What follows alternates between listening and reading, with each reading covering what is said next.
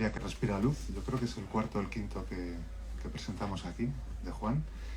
Y bueno, agradeceros a todos que estéis aquí, a Juan, a Raquel también por esta presentación, que yo creo que va a ser muy interesante, un libro que va más allá de la ciencia, un poco en las investigaciones en las que está Juan, ¿no? Un poco sobre mente, conciencia, y que seguramente, bueno, va a ser muy, muy interesante lo que tengan que decir. Así que nada, pues bienvenidos y muchísimas gracias.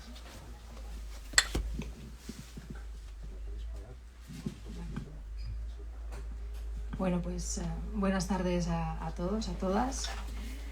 Quiero agradecer en primer lugar a Juan el haber pensado en mí para presentar materia que respira luz. Se lo agradezco, pues un poco como dice él, con humildad y con hipocresía también. Hipocresía porque, ¿sabéis? Yo no me dedico a la filosofía de la ciencia, mucho menos a la física cuántica. Yo me dedico a la filosofía india, a la filosofía sánscrita, igual que Juan, y esto es un poco lo que nos une, lo que nos trae hoy aquí, ¿no? Y he de decir, ya comienzo con esto, llevo el libro a mi terreno, que leyéndolo desde una mirada externa, porque no es mi campo, enseguida detecté que había sido escrito por alguien que había trabajado la filosofía india. Por ejemplo, ya cuando comienzas, más allá de las citas de Tagore, más allá de una alusión o varias que haces a Nagarjuna, ¿no? Cuando comienzas invitándonos a contemplar la pluralidad de las ciencias, a ir más allá de ese método científico universal, ¿no?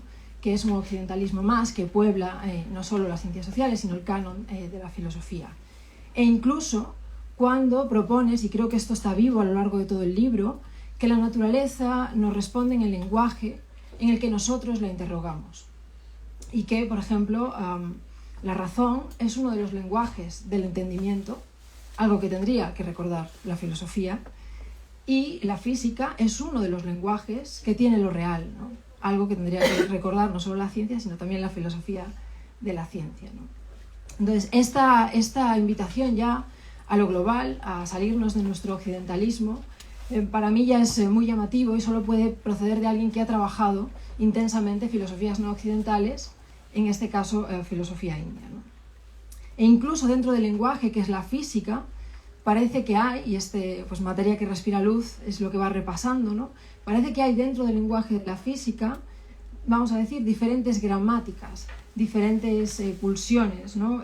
Diferentes modos de observar que dan lugar a resultados distintos, pero también diferentes maneras de abordar el papel que juega el observador, ¿no? Y esto es capital para la filosofía, esta filosofía cuántica o la física cuántica, tal y como Juan nos lo presenta, ¿no? El hecho de que el observador nunca puede estar fuera, digamos, del proceso de percepción. Hay una carga teórica en lo que percibimos, ¿no? Esto está en el centro de toda la obra, ¿no? Me gustó mucho, Juan, y me imagino que tú hablarás de esto, comentarás, ¿no? La idea de que parece ser que la evolución de la física, o tú lo planteas así, la evolución de la física era de construirse a sí misma, ir tirando uno a uno sus dogmas, estas tensiones cartesianas, estas visiones mecanicistas, ¿no? del mundo, estos dualismos, ¿no? Este mundo extenso desprovisto de cualidades, ¿no? Parece que la evolución de la propia física era desembocar en esta filosofía cuántica que tira o derriba todos estos dogmas, ¿no? Y bueno, también la idea de Heisenberg, ¿no? Llamando un poco en esa historia mínima de la física cuántica, ¿no? Que son en unas páginas, ¿no? Nos vas llevando de forma novelada por esa historia, pues la idea de Heisenberg también clamando por un poco de humildad, o si se quiere de moderación epistemológica respecto de lo que la ciencia puede decir que conoce, ¿no? El respeto de sus propios límites, recuperar la conciencia de los límites, que es tan importante para poder decir algo sobre el mundo, sobre la realidad, decir algo inteligente, ¿no? Pero más allá de esto y estas tensiones de la historia de la física las va a detallar ahora Juan. Desde una mirada externa, yo sí quiero decir que es un gusto que a una la introduzcan en estas temáticas, ¿no? De forma novelada, teniendo en cuenta la biografía de los personajes protagonistas, digamos, ¿no? ¿Qué estaba leyendo Heisenberg en ese momento? ¿Qué tensiones o qué discusiones había tenido con alguien importante para él? ¿Cómo eso redunda, ¿no? en las ideas? Y algo más importante, cómo vas trazando la biografía de las ideas, ya no de las personas que las manifiestan, que son importantes, sino el hecho de que las ideas tienen una biografía, que no es occidental, que no es india, sino que es global, ¿no? Por ejemplo, la idea de la percepción, que es un tema tan tratado no solo en la historia de la filosofía occidental, sino a nivel global, ¿no? Tú nombras a Platón, a los pitagóricos primero, de ahí nos llevas a Heisenberg, es decir, vas trazando la biografía, ¿no? De la idea de la percepción y cómo se ha tratado. Y por supuesto la relación de la materia con la luz.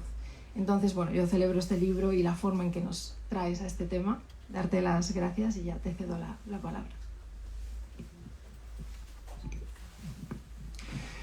Muchas gracias, Raquel. Nos vimos aquí en Madrid hace un mes y le propuse que hiciera esta presentación y ha sido muy generosa, porque hay que leerse el libro y se lo agradezco mucho y nos volveremos a ver, se la devolveré. Bueno, muchas gracias, veo muchos amigos, muchas gracias por estar aquí.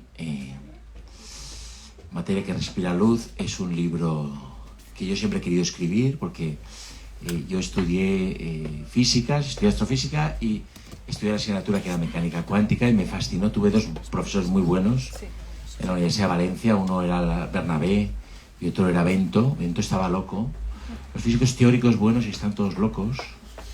Chesterton decía que es muy común en los matemáticos volverse loco.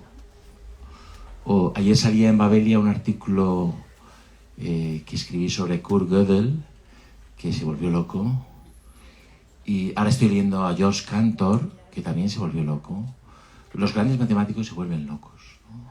Esto es muy significativo. Bertrand Russell decía que las matemáticas es una ciencia para los jóvenes, que a los viejos no les interesan las matemáticas. De hecho, él mismo, que trabajó mucho sobre los fundamentos de las matemáticas con Whitehead, él mismo dejó las matemáticas, ¿no? Y bueno, este libro es un libro que conecta muy bien, como ha dicho Raquel, con las filosofías de la India. Yo leí cuando era joven El Tao de la Física, es un libro de Capra, donde compara un poco las filosofías orientales con la nueva física. Es un libro donde el lado cuántico está bien hilado y bien contado, y el lado oriental está peor, ¿no?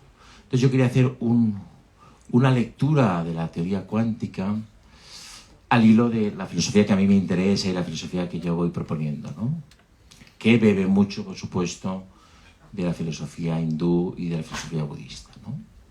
Pero también de una tradición de la filosofía de la ciencia que para mí es fundamental y que si descartamos a Thomas Kuhn, que fue muy importante con su idea de las revoluciones científicas, digamos que la genealogía sería Skolimowski, Bohr y Latour, ¿vale?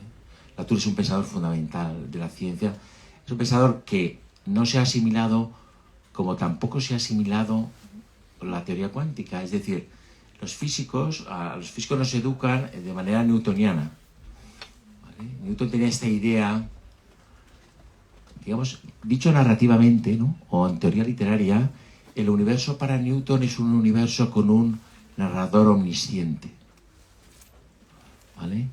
Y el universo cuántico es un universo de autoficción, donde el narrador es uno de los personajes. Esto sería un poco, es decir, que la narrativa ha evolucionado a la par que la física. Walter Benjamin decía, bueno, hay tres tipos de relatos. Uno es la narración, que para él era el relato superior, y él ponía como ejemplo a Heródoto. Además él decía, son más verdad las mentiras de Heródoto que los datos exactos de Tucídides. Son más verdad, ¿no? Luego esto lo diría Leibniz también, la verdad habla mediante la mentira, ¿no? Eso es la novela. Bueno, él decía, hay una narración, digamos que es la máxima expresión de lo verbal. Por debajo de esa narración está la novela.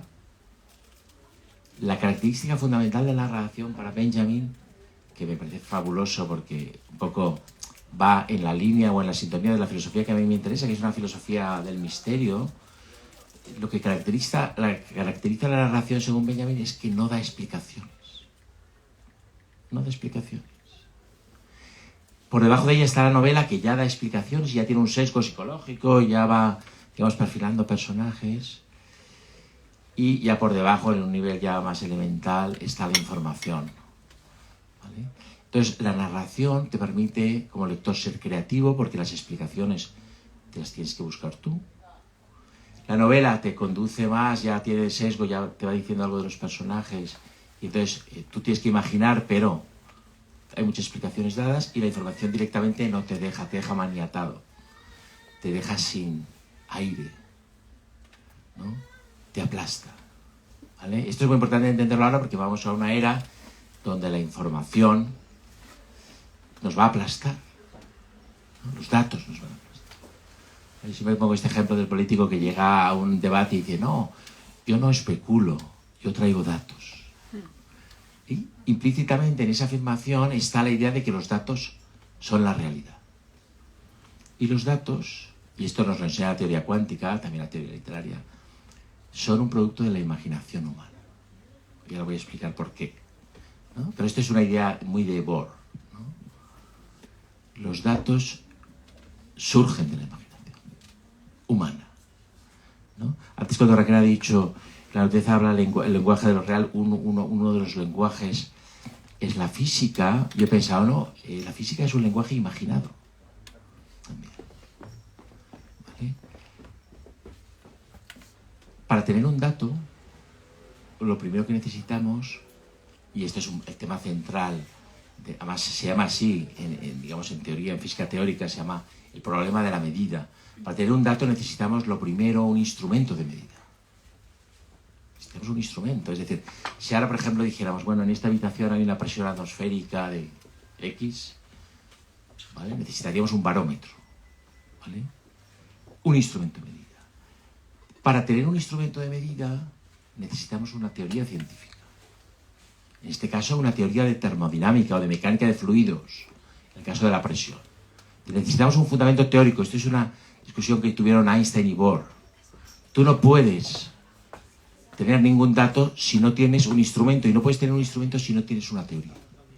Una teoría de la realidad. Una teoría siempre va a ser una teoría reducida, porque claro, no puede ser una teoría de todo. Esto es muy importante entenderlo, porque la física se vino tan arriba. La física ha sido la ciencia que más se ha desarrollado desde la revolución científica, es decir, desde Galileo, Newton, para adelante. Todas las ciencias han intentado parecerse a la física. La biología, la química, la antropología. Hay un momento en que la antropología se hace estructural. Esto, cualquiera que conozca un poco la antropología sabe que es un disparate. Las estructuras son para los ingenieros. Una cultura nunca es estructural. Una cultura es un laberinto muy complejo, ¿vale? Entonces, la física se vino tan arriba que llegó hasta formular una teoría del todo, ¿vale? ¿No? Ahora hay este debate, que es un debate absurdo. Bueno, es la teoría de cuerdas que va a unificar la cuántica. La cuántica y la relatividad nunca se podrán unificar, porque parten de paradigmas diferentes. Pero bueno, una de las funciones de la ciencia es crear promesas, ¿no? ¿Vale? Alentar, ¿no? Promesas de futuro, y esa unificación, y se hizo esta película, La teoría del todo. Bueno, la teoría del todo sería una teoría física, ni química ni biológica. Entonces, en esta tradición de pensamiento sobre la ciencia que yo defiendo, está Skolimowski, que es un discípulo de Popper, un discípulo renegado, que dice, bueno, la ciencia no, cada ciencia es una espiral de conocimiento. La química es una espiral de conocimiento, la biología es una espiral de conocimiento, la física es una espiral de conocimiento, y esas espirales de conocimiento no se tocan, a veces se rozan. Por eso es muy difícil el diálogo entre las ciencias, a pesar de que en los proyectos de investigación de la universidad se hable tanto de interdisciplinaridad. Es imposible. Y es imposible porque cada ciencia habla un lenguaje particular. Y no solo eso, sino cada ciencia crea su propio objeto. Latour diría, co-crea. O sea, el objeto creado, co-creado, es un objeto, es un híbrido, naturaleza-cultura. No es naturaleza, no es algo que está ahí fuera. ¿Vale? El átomo no es algo que está ahí fuera. El átomo es algo que ha creado la física, ha co-creado la física, con un marco teórico y una serie de experimentos. Y lo mismo se puede decir de la molécula en la química o de la célula en biología. Las células no están por ahí. Esta es la idea de Latour, que yo entiendo que es muy difícil de asimilar, pues es una idea muy rompedora. La célula es algo que hemos creado nosotros con nuestras espirales de conocimiento. ¿Vale? Igual que hemos creado el átomo, igual que hemos creado el electrón, igual que hemos siempre co-creado. Híbridos, naturaleza, cultura. No estar ahí fuera. Latour pone el ejemplo de la endorfina, ¿no? Él cuenta en un libro, es un libro difícil pero fascinante, se llama Vida de Laboratorio, donde él está 2 años metido en un laboratorio de Stanford, en California, como un antropólogo, como si estuviera en una tribu, y entonces se va con otro, ¿no? Y entonces se acercan al físico y le dicen, bueno, ¿qué estás haciendo? Cuéntanos un poco. Pues mira, aquí estoy mezclando esto, y van vigilando, tal. Y entonces cuenta cómo ese laboratorio crea la endorfina. Y una vez la ha creado, el discurso hace un switch, hace un cambio. Entonces la endorfina ya es algo que habla por sí misma y es naturaleza. Cuando es algo creado culturalmente. Pues respecto a la información, el dato necesita el instrumento de medida, el instrumento de medida necesita una teoría termodinámica, de física de materiales, de química orgánica, una teoría, y la teoría surge de la imaginación de un genio. La teoría de la relatividad surge de la imaginación de Einstein, que en cierto sentido la sueña, ¿vale? Es decir, que el dato tan celebrado y tan real y tan objetivo y tan frío es un hijo de la imaginación. Esta idea es una idea muy rompedora. Y esta idea es una idea que la teoría cuántica, digamos, nos permite, digamos, asimilarla. Yo sostengo en general que los físicos no han asimilado la teoría cuántica, ni siquiera los que usan la teoría cuántica. Porque el físico es una persona obediente, disciplinada, que trabaja en una tradición empírica y una tradición de conocimiento. Y entonces, gracias a mis amigos físicos que trabajan en el CERN, cuando yo hablo de estas cosas, para ellos es como si hablara chino. Y ellos trabajan con las Particelli, que dicen, son italianos la mayoría, están todo el día con las Particelli. Pero todo este rollo de Latour y tal es algo que no, porque ellos son newtonianos. Entonces Newton tiene esta idea abstracta del universo. Él sale del universo y entonces postula un espacio y un tiempo absoluto que él llama, luego esto lo retirará, pero esto lo dice, es muy importante porque dice, el espacio y el tiempo es el sensorio Dei, es el sensorio de Dios, es la sensibilidad divina. Dios experimenta el universo a través del espacio y el tiempo absoluto. Que es una pequeña contradicción porque realmente si es absoluto, es un espacio y tiempo que no cambia, que no se transforma, con lo cual el tipo de experiencia es una experiencia muy aburrida. ¿Vale? Digamos, ese Dios sería el gran aburrido, ¿no? ¿Vale? Pero cuando llega la cuántica, eso divino que experimenta resulta que en lugar de ser trascendente, como en el caso de Newton, se convierte en inmanente. Está dentro de cada ser, porque es la conciencia del observador que realiza la medida la que va a colapsar la función de ondas, la que nos va a dar el dato, pero ese dato no es posible sin una conciencia humana, sin esa hibridez naturaleza-cultura de la que habla Latour. Es decir, la física de ser trascendente con Newton se hace inmanente con los cuánticos. Y esa inmanencia es el fundamento y es la gran aportación del pensamiento de la India a la filosofía universal. Es decir, lo divino está en el corazón de cada cual, en el corazón de cada ser, pero no solo en el corazón humano, está en el corazón de la planta, está en el corazón del animal, está en el corazón de, incluso del mineral. ¿Vale?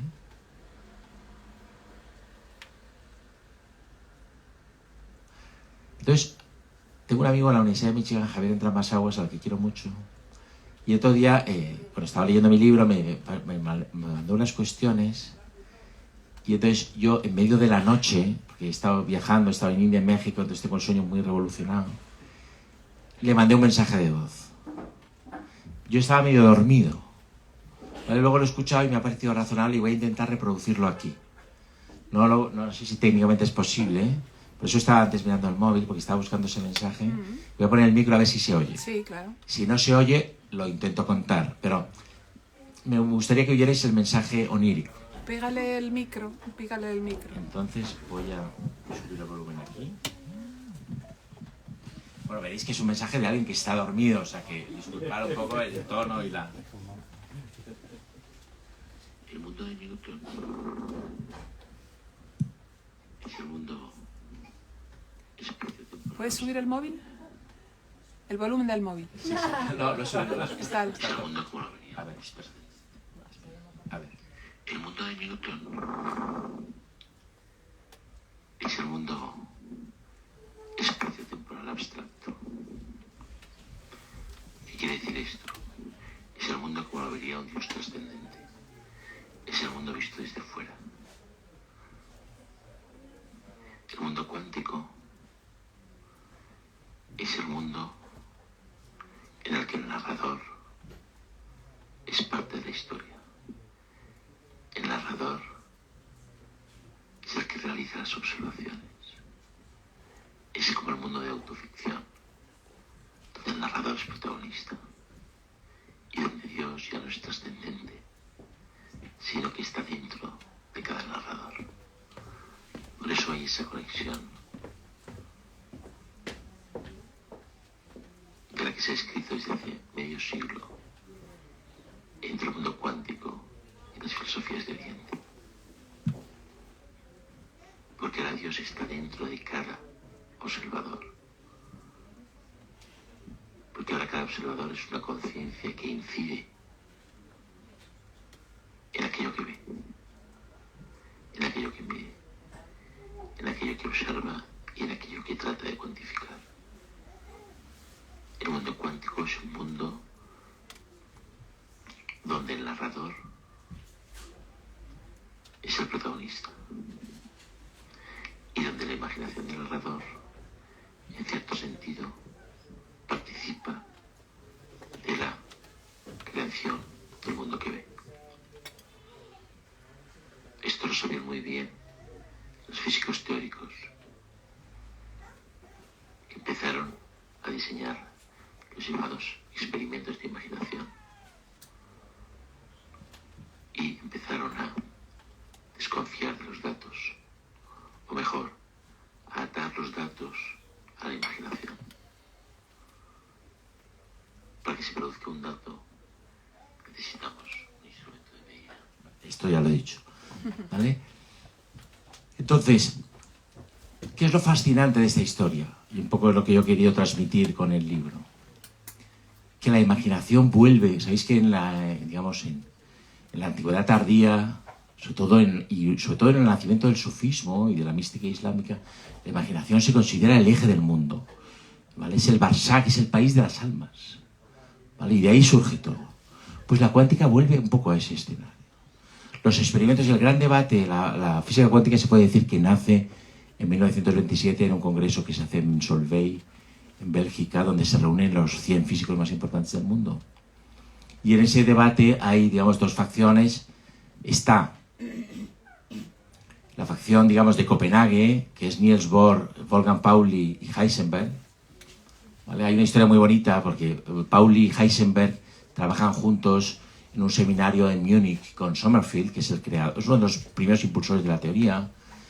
Y entonces Heisenberg es un boy scout, es un chico joven, tal, sanote, se va a la montaña, y Pauli es un noctámbulo que va a las tabernas y a los burdeles de Viena y que llega siempre tarde a clase. Pero Heisenberg no ha estudiado física. Su padre es profesor de universidad y lo coloca en ese seminario graduado, que es un seminario de doctorado, que están trabajando con la teoría.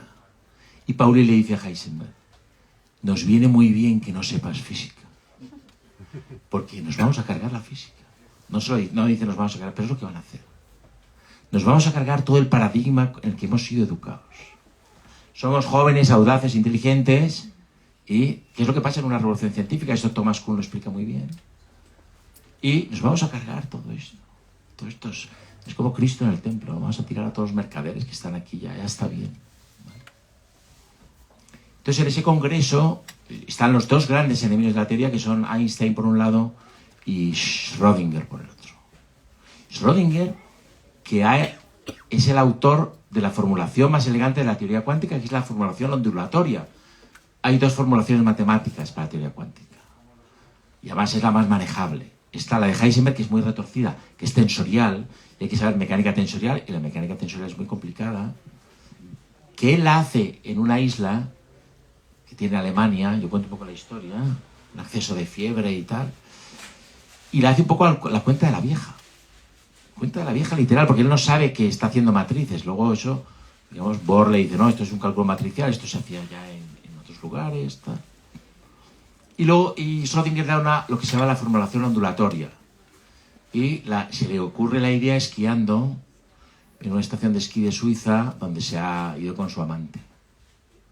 Schrödinger era muy mujeriego. Y entonces está esquiando y se le ocurre la función de ondas. La función de ondas es una función de probabilidad, que se dice, es una función abstracta. No es una función física, no es una onda física. La función de ondas, digamos, habita el cielo platónico. ¿Vale? Es abstracta.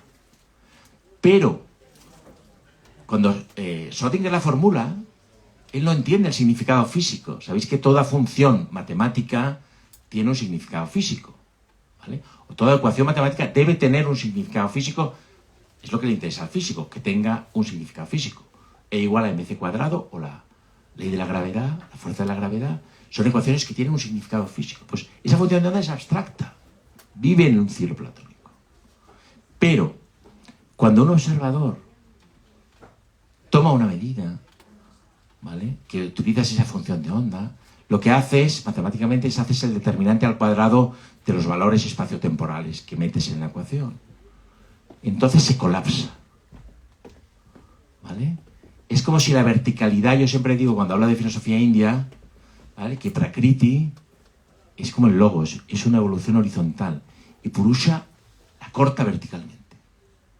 Cuando soy consciente de algo, traigo el origen, que es Purusha, es la conciencia, al presente. ¿Vale? Traer el origen al presente es lo que corta la función de ondas.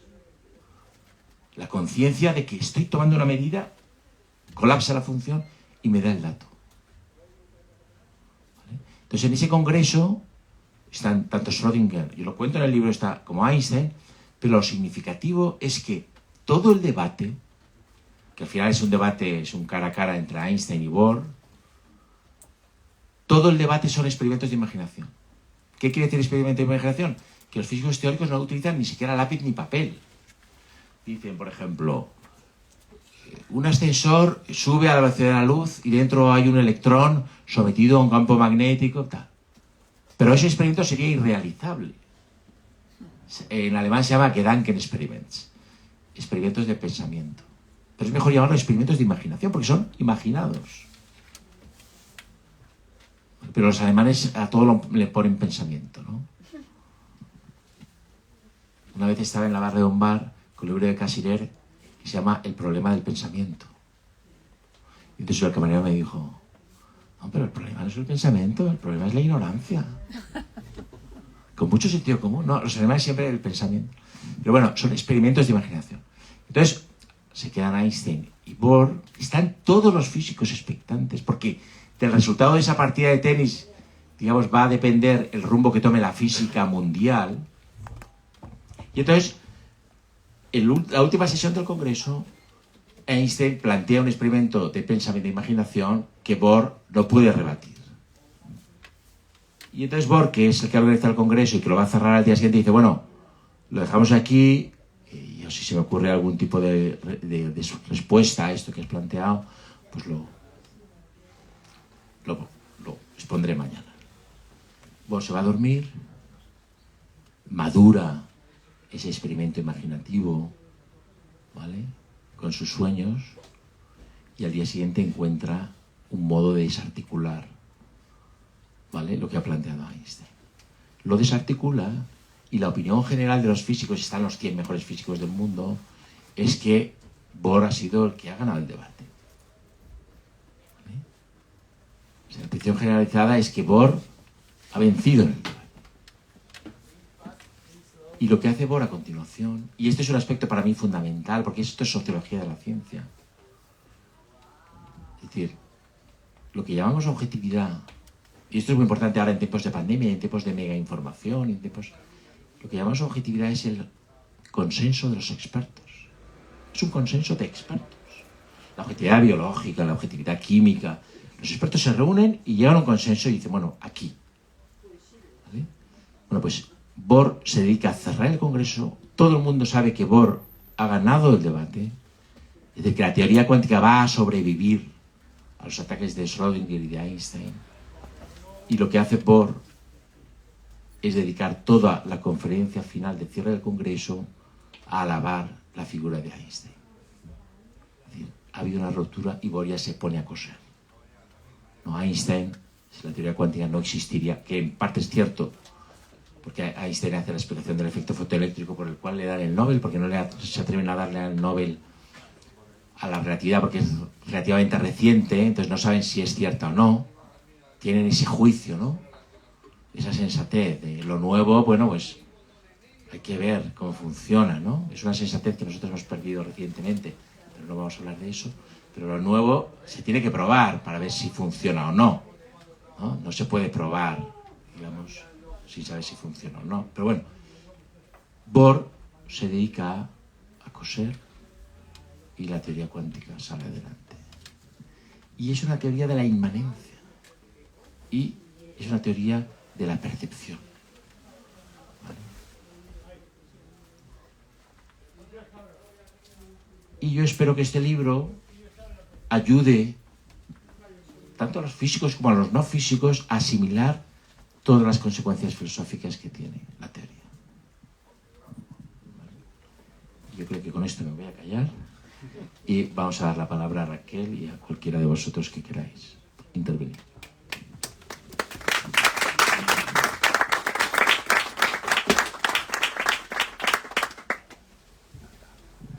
¿Hay un microambulante o este cual? El de Raquel.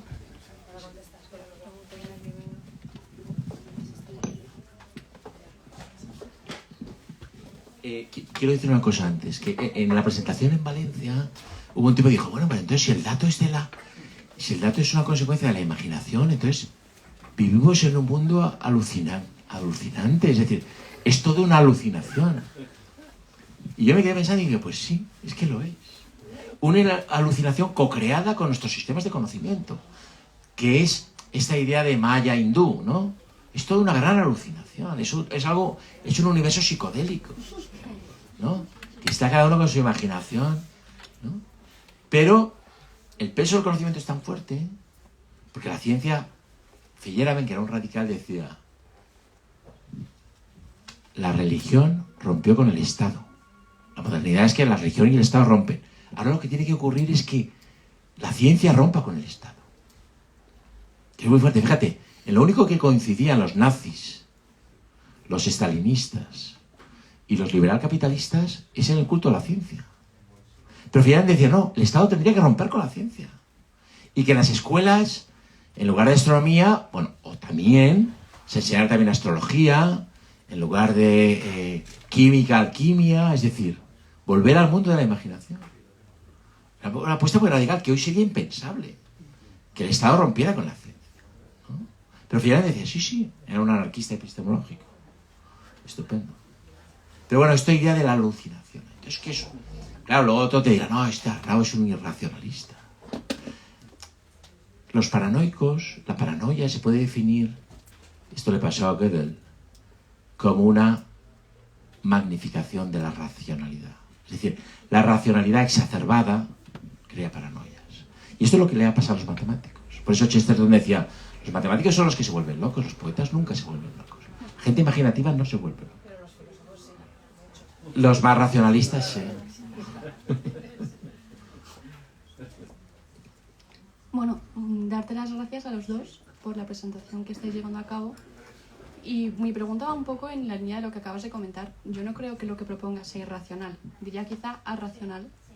Y en esa, no sé si decir trascendencia de la dualidad, es en la que quiero basar mi pregunta. Hablas de la inmanencia propia de Oriente y de la trascendencia quizá propia de Occidente, de un tiempo a esta parte, Y a mí me llama mucha atención el hecho de que en general los templos en Oriente tengan una construcción que es opuesta o refleja de la de Occidente. En Occidente, generalmente la Virgen o lo femenino está puesto a nuestra izquierda y lo masculino en nuestra mano derecha. Al contrario sucede en Oriente, cuando lo masculino está puesto en lo que sería el hemisferio masculino y lo femenino en el hemisferio cerebral femenino. Lo que quiero decir es que ahí se da un reflejo, ¿no?, entre Oriente y Occidente, que yo comparo quizá o hago analogía con el nervio óptico. Quiero decir, no sé si me estoy explicando bien. Que delante nuestro en Occidente solemos poner a Dios fuera de nosotros y por lo tanto nuestra percepción es la del cuerpo. Sin embargo, en Oriente esa percepción es interna y Dios está efectivamente posicionado en nuestro interior y por lo tanto la percepción es más la que corresponde a los hemisferios cerebrales. Lo que yo te quería preguntar es si esta división entre trascendencia e inmanencia no sigue un poco la misma línea del dualismo y si quizá, y lo que te quería preguntar realmente es si este dualismo le pertenece a la realidad o a la consciencia y percepción que nosotros tenemos de la realidad, y si imaginas un nuevo modo de pensamiento que consiga aunar estos dos opuestos aparentes. Bueno, son muchas preguntas. Sí, perdóname, es verdad que Vamos a ver. Esta visión que yo, digamos, estoy tratando de formular, considera que la razón es un elemento fundamental, humano. ¿Vale? Es decir, no es irracional. La razón es lo único que tenemos que ejercerla continuamente. De hecho, un libro es un ejercicio de la razón, porque tiene que entenderse. Entonces, tú tienes que ir argumentando. Otra cosa es considerar que la realidad es racional. La razón es una herramienta humana imprescindible. He escrito un libro sobre Ortega y Gasset que se llama La vida y nada más, y el subtítulo es Ortega contra el racionalismo. Es decir, que el mundo o el universo o lo real sea racional es una apuesta hegeliana, bueno, que tiene sus raíces, pero es una vía posible. Para mí es un disparate. Pero eso no quiere decir que nosotros como sujetos y como individuos no tengamos que usar la razón, porque es nuestra herramienta, una de las herramientas. La imaginación, tenemos la percepción, tenemos la intuición. Ahora, digamos, este artículo sobre Gödel habla precisamente de que la lógica, Gödel lo que demuestra con el teorema de incompletitud es que hay proposiciones verdaderas que son indemostrables. ¿Vale? Es decir, que exacerbar la razón es enfermizo. Y exacerbar la matematización del mundo, de lo real, es enfermizo. Y vamos hacia eso. Y entonces estas filosofías son un contrapeso cultural, epistemológico, filosófico, contra esa tendencia civilizacional de Occidente ahora al algoritmo, al dato. ¿Vale? Esta es un poco la propuesta.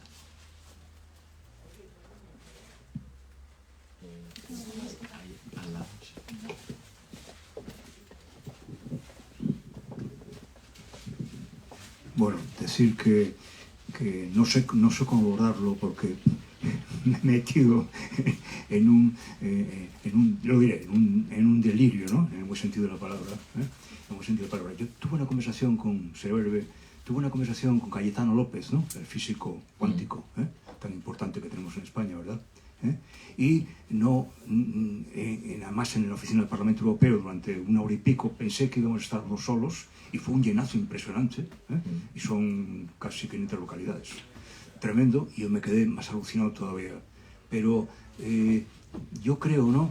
Y digo bien, y esa es mi pregunta, ¿no? Digo bien que la física, ¿no? Vamos, y la matemática sobre todo, ¿no? Si tiene cierta relación una cosa con la otra, parte siempre de un hecho, ¿no? Dada tal cosa, yo siempre suspendía matemáticas en el bachillerato, en la universidad, hasta que comprendí, ¿no? Eso creo, ¿no? De que dado tal cosa, sucede tal otra. Entonces me fui al libro de filosofía que nos daban, ¿no? En el colegio, del quién, cuándo, me refiero al sentido de la justicia, ¿no? De la justicia, el quién, cuándo, cómo, dónde y por qué. Ahí es donde hay que ir, ¿no? Porque luego, y ya concluyo, por ejemplo, con Cayetano López surgieron preguntas, ¿no? Concretas, como por ejemplo, que habían descubierto, ¿no? El Big Bang, algo para mí desde fuera, ¿no? Y que no conozco estos temas, alucinante, ¿no? Sorprensivo, en la televisión, por los puntos, ¿no?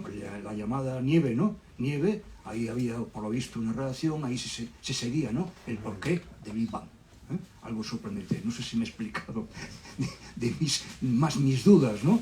De mis dudas de un mundo, ¿no? Que desconozco bastante, ¿no? Y que bueno, es muy bonito, ¿no? El filosofar y tal, pero bueno, vamos a descender en la tierra, por favor. Gracias. No sé si me he explicado. Bueno, eso... en la India hay esta idea de que el universo es el origen, digamos, el origen del universo es una vibración, ¿no? Entonces en la astrofísica hay una cosa que se llama la radiación cósmica de fondo, que se llama también la radiación fósil, ¿vale? Y que es, bueno, yo soy valenciano, en Valencia tenemos petardos, ¿no? Entonces, cuando tienes un petardo y te está ahí muy cerca, de repente en el oído hay un pitido, ¿vale? Eso es la radiación asociada al estallido.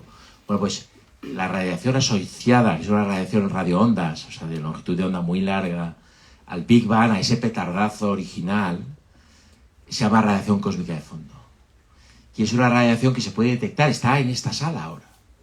O sea, el origen está presente, el origen físico de esa explosión inicial está en esta sala ahora. Con un aparato de radioondas potente se podría detectar. Y es ese ruido, y por eso esa radiación cósmica de fondo, y es un ruido de fondo. Esto se descubrió además por casualidad con un radiotelescopio, ¿no? Gracias. Bueno, yo quería preguntar si esta relación incestuosa ahora entre estados y tecnología de la información, Big Tech, si usted puede ver un paralelo entre esa fusión con el racionalismo del fascismo y el nazismo, en donde pues de alguna manera se subsume la ciencia con uno de sus brazos, ahora siendo la tecnología de la información, si ve algún paralelo y que aunque no le hemos puesto tal vez un nombre a eso que estamos viviendo, pues se explica por la crisis económica que Occidente vive en todo sentido y que se viene el control totalitario de las redes y de la tecnología, dada la falta de trabajo y de salarios dignos para las mayorías en Occidente.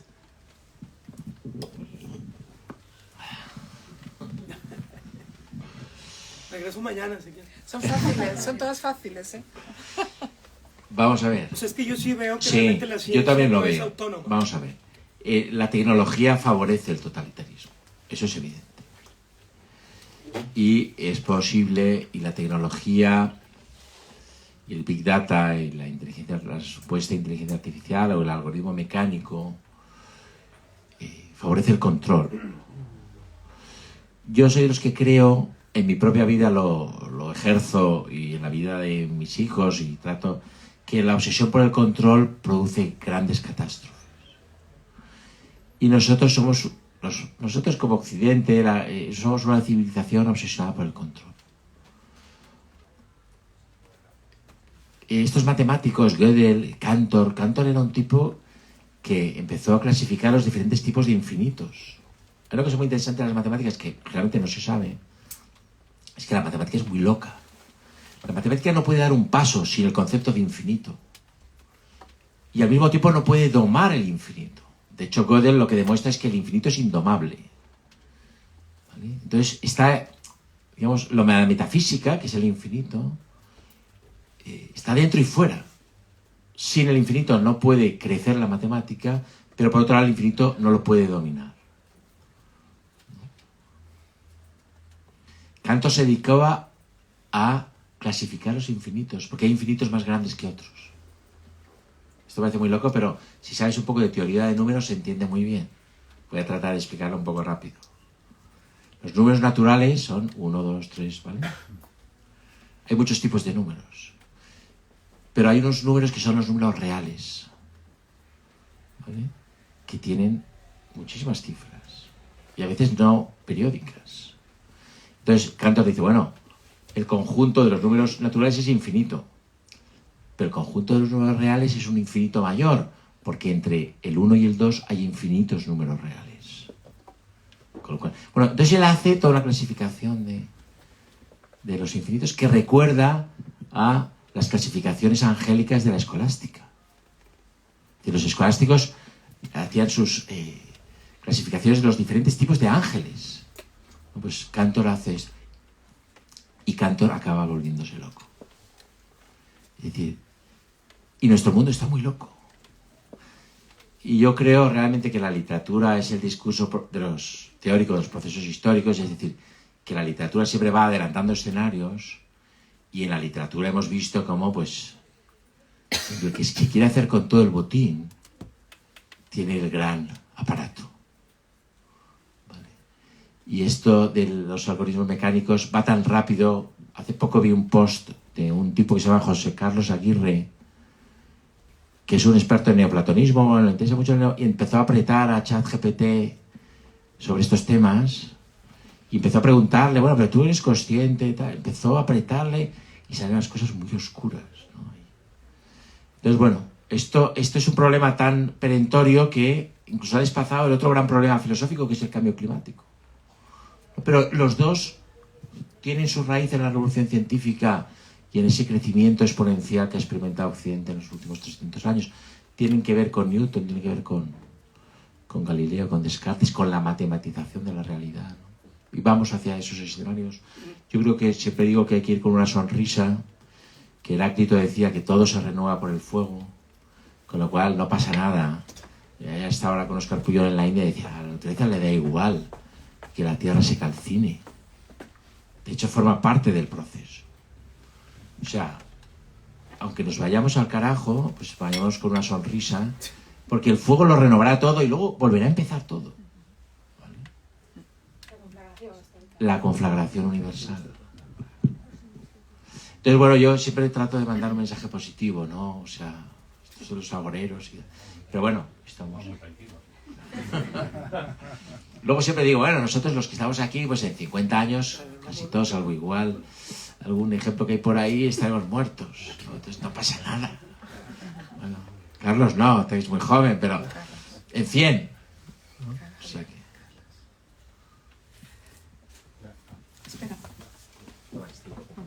Una pregunta muy sencilla.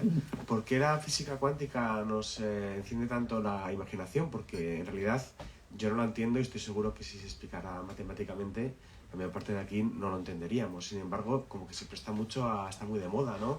Los libros de la Batut, la película de Oppenheimer, se presta una serie de metáforas que nos parece todos como que entendemos la física cuántica, pero nada más lejos de lo que pasa, ¿no?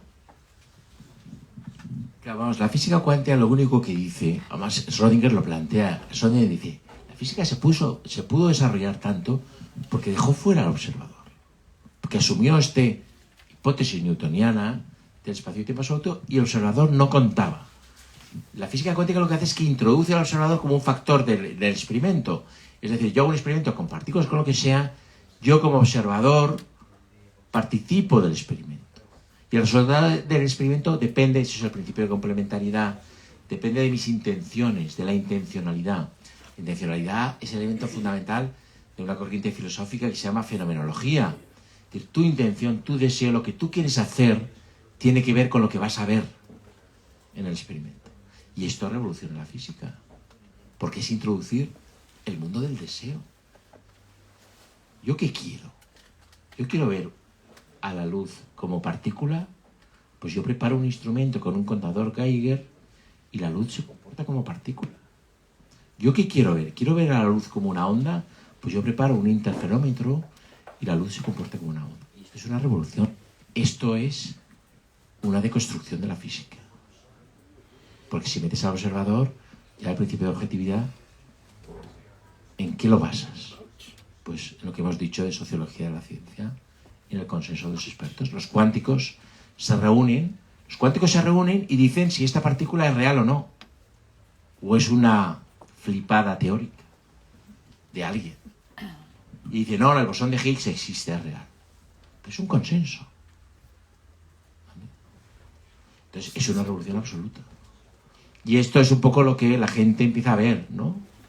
El factor del observador, el factor de una conciencia que está mirando, incidiendo directamente en lo que ve. No sé si hay tiempo para... Toma, Carlos. Sí. Juan, muchas gracias. Raquel, muchas gracias. Muy rápidamente, es que, claro, estamos hablando de física, de matemáticas, estamos hablando de concepciones epistémicas, pero yo esta mañana voy a descender a la realidad, voy a intentar hacerlo. Estaba explicando a mis chavales de segundo de bachillerato a San Agustín, o Agustín de Hipona, como se prefiera, y les estaba explicando, un poco en contraste con Platón, que las ideas ya no están en un mundo trascendente, sino que están en la mente de Dios. Ha surgido inmediatamente el debate sobre si los valores son una construcción cultural, si los valores son algo absoluto, y esto me lo planteo. Luego bajaba yo desde mi clase de segundo de bachillerato a dar clase a segundo de la ESO, niños y niñas de 12 y 13 años, y yo pensando, ¿qué valores les voy a dar? O sea, ¿existe algo así como valores absolutos? Y me gustaría preguntarte, desde esto que planteas, alguien como yo, como un profesor, y supongo que aquí hay más profesores, ¿qué tipo de valores puedo explicar yo si soy arnaísta? Quiero decir, si yo me tomo en serio tu libro, cuando voy allí a darles valores a los chavales, ¿qué tipo de valores puedo darles partiendo de la premisa de esta narrativa o de esta plurinarratividad de la realidad? También existe una plurinarratividad de los valores a la Nietzsche, por ejemplo. Sí. Hay que crear nuestros valores. Pero ¿con qué cara voy yo mañana y les digo a mis chavales? No, es que el bien existe, la verdad existe, la justicia existe. ¿Qué hacemos con los valores desde una perspectiva de arnaísta, digamos? Gracias, Carlos. Yo tengo una formación antropológica fuerte. Soy un relacionista. Un relacionista es alguien que es un relativista relativo, es decir, que puede ver su propio relativismo desde fuera, y yo creo que no hay valores universales. Los valores son una construcción cultural. No hay más que irse a la India para darse cuenta de que, desde una perspectiva india, los valores es una propedéutica para la liberación, pero la libertad está muy por encima de cualquier tipo de valor ético, ¿vale? Nosotros procedemos de culturas semíticas donde los valores son fundamentales. Kant llegó hasta la... Digamos, esto no se dice, yo no soy muy kantiano, pero Kant, el imperativo categórico, es universal. Es decir, pero Kant fue una persona que no salió de su pueblo, ¿vale? Entonces, claro, cuando tú no sales de tu pueblo y tú no confrontas tus valores con valores de otros pueblos, pues tú tiendes a pensar que tus valores son universales. ¿Qué es lo que le pasó acá? ¿Qué les diría yo a los chavales? Digamos, moralmente, o cómo educar. Les diría que fueran muy cuidadosos con su cultura mental. ¿Qué quiere decir eso? Que fueran muy cuidadosos con los objetos a los cuales prestan atención. Y que fueran estimuladores de su propia imaginación. Es decir, que hicieran actividades que estimularan su propia imaginación. Y que fueran muy celosos sobre a qué temas o a qué objetos o a qué asuntos prestar atención.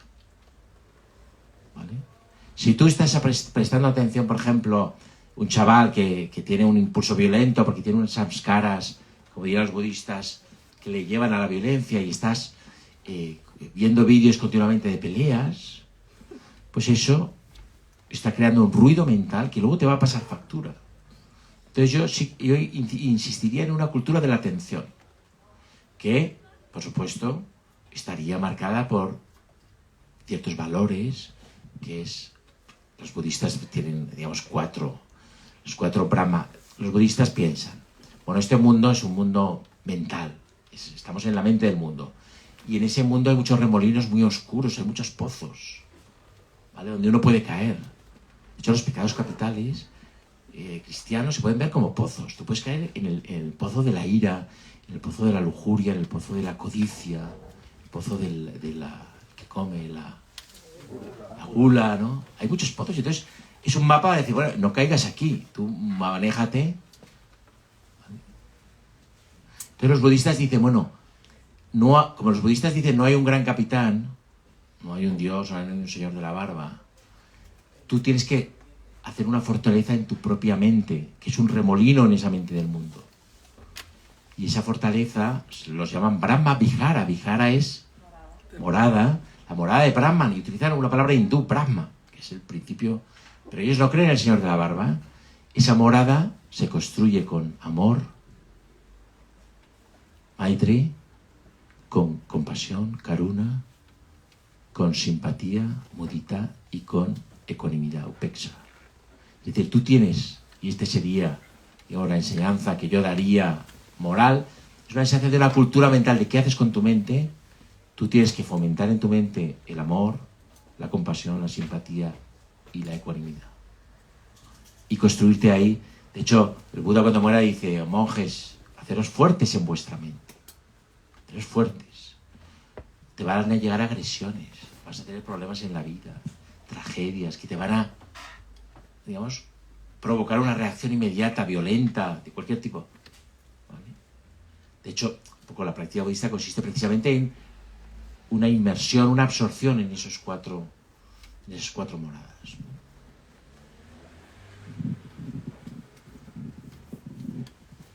Yo quería preguntarte una cosa, Juan. Antes has puesto el altavoz de tu teléfono. Nosotros llevamos la tecnología en el bolsillo, ¿no? Ahora estamos retransmitiendo este evento y hay mucha gente que lo está viendo, pues, en Latinoamérica o en otros sitios, ¿no? ¿Dónde está Oriente ahora mismo? ¿Dónde está lo oriental?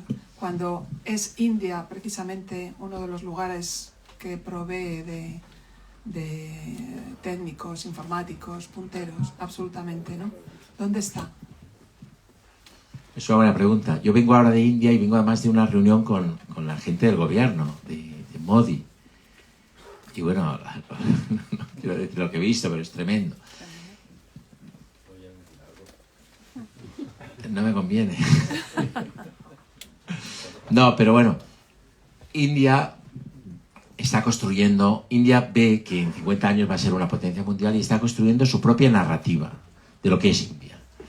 A nosotros nos han metido a una serie de expertos internacionales, nos han llevado ahí para un poco que nosotros diéramos ideas, etc.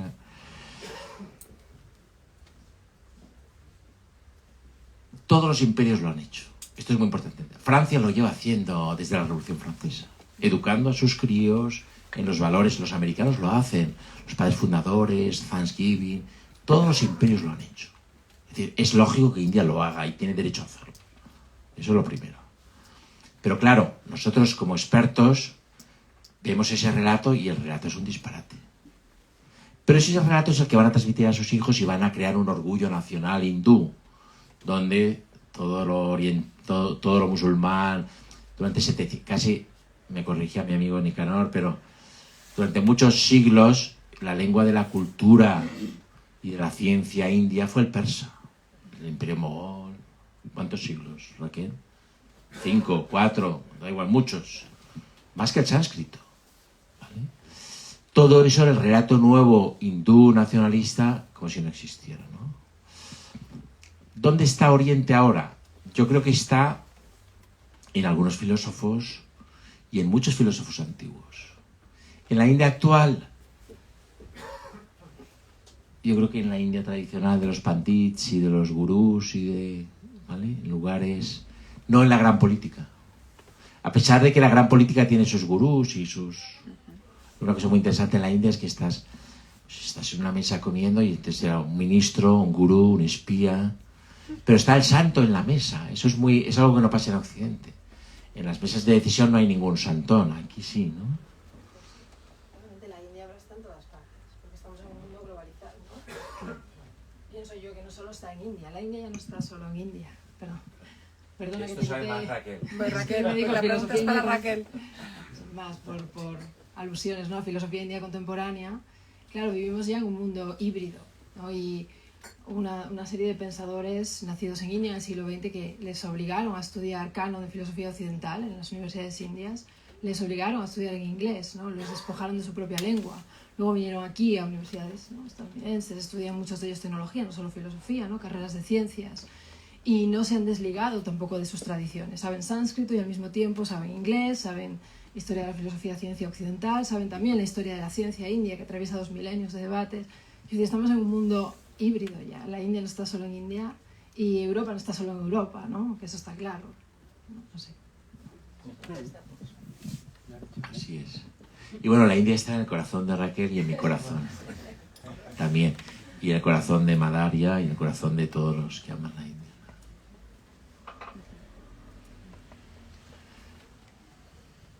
Pues bueno, con esto cerramos. Muchas gracias por venir. Si alguien quiere un ejemplar firmado, estoy aquí para firmárselo.